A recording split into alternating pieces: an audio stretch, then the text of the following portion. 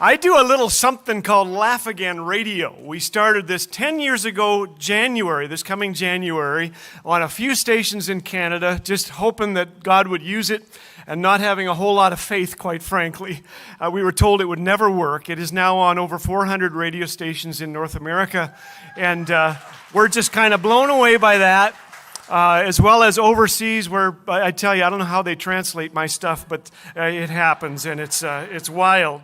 So what we wanted to do tonight is just do Laugh Again live. Does that sound good? Sounds good? Do you have a choice? All right, we're gonna start with a joke. Okay, that's what we do most days. We start with a lively recorded joke, and are you ready? Are you ready? Here's the joke. Okay. My wife gave me a card. It said, "Get better soon." I said, "But I'm fine. I'm not sick." She said, "I know, but you can get better."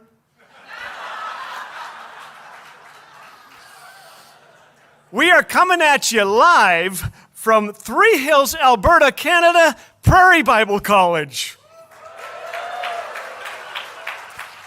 This is called the ultimate upgrade. I hope you have a friend who makes you laugh. Laughing solo is okay, but a duet is far better. In fact, a new study shows that women who are just a little bit overweight live longer than the men who pointed out to them. Okay. Sit down. I'm sorry, that was the wrong study. Seriously, this is a recent study found that people rarely laugh alone, but are 30 times more likely to laugh when in a group. Interesting. Well, for 30 years, my brother-in-law, Lorne Enns, made me laugh.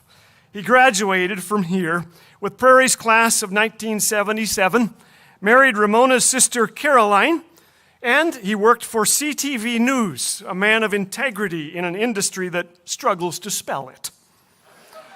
Often when I hit the road, Lorne came along. When he was diagnosed with bone cancer, the trips continued. And somehow the laughter, too. A few weeks after the diagnosis, we were bumped to first class. Menus and mutton. Doilies and desserts. Oh, man. We discovered there are just two classes, first class and no class at all. Lorne could be frugal. He could be. He got his cutlery at Tim Hortons, I think. So this was like buying a 50-cent pair of jeans at Salvation Army and finding $200 in the pocket. We got watching an old comedy together, laughing. Lorne laughed so hard he almost choked on his third dessert. After landing, we rented a car. The gal was typing in our info, and suddenly her computer just went dead, and she cursed using Jesus' name. And Lorne quickly leaned forward and said, "You're a Christian too." She laughed so hard, she handed us keys to a triple upgrade, beautiful convertible. And for 3 days, Lorne drove the socks off that thing and couldn't stop smiling. Before we buckled into our economy seats on the trip home, we took in a Blue Jays game. We parked, and a guy just came over to us and handed us 2 tickets. Row 10, behind the dugout, he said. Maybe God was saying, "I'm going to take good care of you, my child," all the way home. We sat there, we ate loaded hot dogs. I'm telling you, they were 8 feet long, it seemed. And Lorne looked at me, he said, "These things will kill you." And we found ourselves just laughing. You know, he never considered himself a theologian, but he really was. He wrote this to me and sent it. "Even though I may not choose cancer and tend to feel sorry for myself, there are others who are experiencing suffering I can't imagine. God is faithful and merciful beyond what I deserve. He hung on a cross for me. He knows what suffering is and walks with me through mine, even though I don't always sense it. Maybe someday He'll help me to count it all joy. I can't make that claim yet. But someday, I never lose sight of the goal. He is to be glorified in me. May I make it so." And then he sent me a joke. Just before being operated on, a lady asked the Lord, "Am I going to die?" And this voice said, "No, you will live another 40 years. After surgery, she got a facelift, liposuction, a complete makeover, and a month later was hit by a bus. Standing before her maker, she said, "I thought you said I had another 40 years. And God paused and said, "I'm terribly sorry. I didn't recognize you."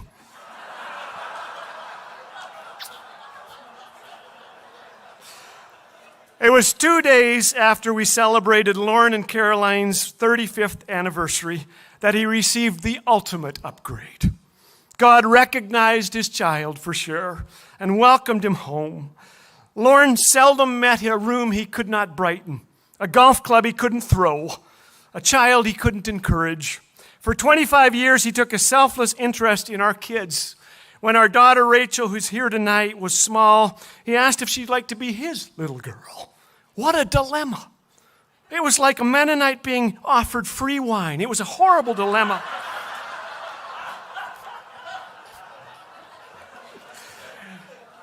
Rachel later told me, "Uncle Lauren made me feel like I was the most important person on earth, totally loved just for being me. He was one of the most Christ-like men I've ever met." Lauren once told me, "I wish I was in full-time ministry like you." And I laughed. I said, "Lauren, if you're not in full-time ministry, I don't know who is." Our kids have seen Jesus in you. So have your co-workers. They came to Lauren's hospital bed to pay tribute. Everyone knew he loved Jesus, and we loved him for it, the news anchor told me. Others said he was so real and kind, he made me laugh. He told me he was praying for me, and I said he was. I think the world would rather see a sermon than hear one. And when I miss Lauren, which is often, I determined to be a little bit more like him. And that way, I'll be a little more like Jesus. We are coming at you live from Prairie Bible College in Three Hills, Alberta, Canada.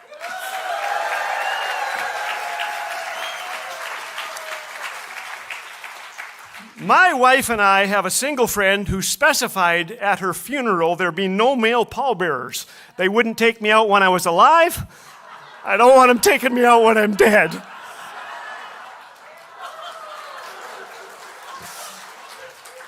This episode of Laugh Again is called Bad Legs, Good News.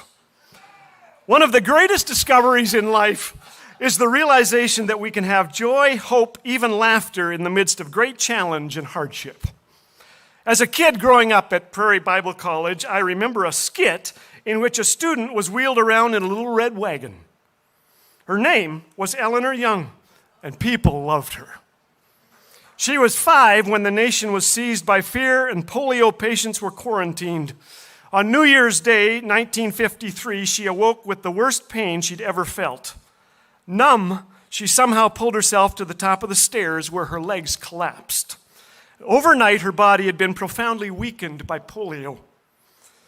Her parents prayed, "No, God, you can't do this. And then, please help our girl survive. And then, God, she's yours. Do with her as you wish." At the age of 12, Elinor listened as a speaker gave an invitation to serve God in missions. Using crutches and braces, she walked down the aisle. And later someone told the speaker, "I'm sorry, the only person who responded to serve God as a missionary was a crippled girl who could never do it." The wise speaker said, "Whom the Lord calls, he will use." To prepare to achieve her impossible dream of being a missionary, she enrolled, guess where? At Prairie. On campus, you could hear Elinor's laugh from about 100 yards. I heard it. What an attitude. I gained at Prairie, she told me, what is still the fabric of my life, how to think God's thoughts after him as I read his word, and how to genuinely walk with him, like the groundkeeper Mr. Cook did. On bitterly cold winter mornings, he was shoveling snow before breakfast. With icy winds blowing, his face shone with the joy of serving God's people. In time, Elinor found herself serving in one of the most rugged spots on earth, the eastern highlands of Papua in Indonesia. I guess you could say her attitude had determined her altitude. Her deep limp announced to the Kimyal people that she was ill-equipped for the terrain. Her assignment? Learn the language and culture and translate the Bible so they could read it. Elinor's easy smile and warm laugh endeared her to these mountain people. Sundays, she taught the children Bible stories. Weekdays, she visited villages connected by steep mountain trails where one misstep could send you over the edge. My legs couldn't walk the goat trails, she said, so I rode in my mountain transport system. 2 poles with a net bag and a board that acted as a seat. She was carried by up to 8 men, depending on the steepness of the trail. She paid them, but noticed they weren't doing it for the money. They took pride in carrying all 4 feet 7 inches of me, she recalls. One day a carrier told me, "You and us," they said to her, "we're small on the outside, big but big on the inside." They named her Bad Legs, but God was good to Elinor. The church grew and many came to love Jesus. And one day, Elinor asked the pastor, "I know I have bad legs, but what is the real reason for the name?" He said, "People with good legs have come here and left. We know about bad legs. Our own people with bad legs can't get out of this valley. But God brought you with your weak legs all the way here and kept you here so you could give us his word. He did that because he loves us." Before she could finish her assignment, severe post-polio syndrome forced Elinor to leave the people she loved. But others left, were educated, and formed a committee to continue the work, and with the guidance of a former missionary, finished translating the New Testament so the people would forever have the good news of Jesus in their language. The Kimyal young people now leave the mountains to live, learn, and work, and they love to tell their friends about Elinor on social media. One wrote, "Hello, Mom. We lived in darkness in our place among the peaks of the mountains, but you brought the words of the source of light. God bless you." Another wrote to Elinor, "The people happily carried Elinor young as she needed to go from church to church and teach the children. I must do as she did and carry the gospel of Jesus Christ to all." To me, Elinor is a vibrant example of perseverance and joy in life's challenges. She's a reminder that God is not limited by my limitations. She likes to say God's power shows up loudly in the disabled. For generations, the Kimyal people have sat around fires passing down their history to the next generation through stories. And those stories now include tales of Bad Legs woman whose weakness has become a symbol of God's powerful love for them. This episode is called One Got Out, or if you're from the East Coast, One Got Oot. Growing up at Prairie Bible Institute, there was plenty of mischief. We superglued salt shakers to restaurant tables. We put crab apples in the night watchman's scooter and got him to chase us, and it was kind of sounded like this, you know. His name was Fred Pukta. And it figured it was a good name for just puttering out there. We also signed classmates up for the military. Some of them are still serving, I do believe. One of the greatest prairie pranksters ever was Joel Freeman. There he is when he was innocent. I dated Joel's sister Beth, who is watching, for about 3 days in elementary school. I thought of talking with her, but I didn't. I didn't at all. I couldn't get up the nerve. Girls scared me. I don't know about you, but they still do to this day. I was one of the shortest kids in our class, and almost overnight, the girls just shot up about 4 feet. Do you remember that stage? They were towering over us boys. We were bonsai trees in a world of old-growth redwoods. But back to mischief.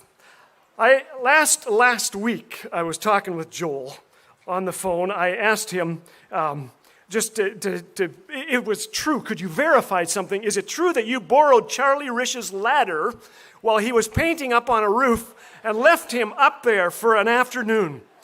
And Joel just simply said, "I wish to see a lawyer. I have no comment." Mischief. Do you ever wonder what happened to some of the people you knew when you were a kid? One of the very the very tough tasks of my life is to entertain on tours like the Footsteps of Paul in Greece tour and the Footsteps of the Pirates of the Caribbean in February, while Dr. James is enjoying 40 below weather right here. Best of all, we visit Israel. And with our Laugh Again listeners, To walk where Jesus walked and eat where Jesus ate. It's great. By the Dead Sea, I said to my wife, honey, I said, I'm so old that when I was a boy, the Dead Sea was only sick. Boo! Come on. The hotel issued us white bathrobes, and we walked across the street in them feeling like we were in some strange cult or something. There aren't many places where you can get away with doing this without getting arrested, and maybe Three Hills. I haven't tried it yet. It was 40 degrees Celsius, that is 374 degrees Fahrenheit for you Americans, but the experience was so cool. When I was a kid, I was so skinny, I went swimming in a lake one summer and a dog came out to fetch me 3 times. I was that skinny. I'm not a good swimmer either, but here I was floating along without moving a muscle. It is the lowest spot on earth, 1,400 feet below sea level. Ramona tried in vain to push me under. Hope floats, I said. You can't keep a good man down. It was just one of many high points on our Israel adventure. I mean, how can you read the Bible the same way after watching a storm rise in seconds while sailing the Sea of Galilee? Heading to the Jordan River, I heard my name. Is that you, Lord? I said loudly.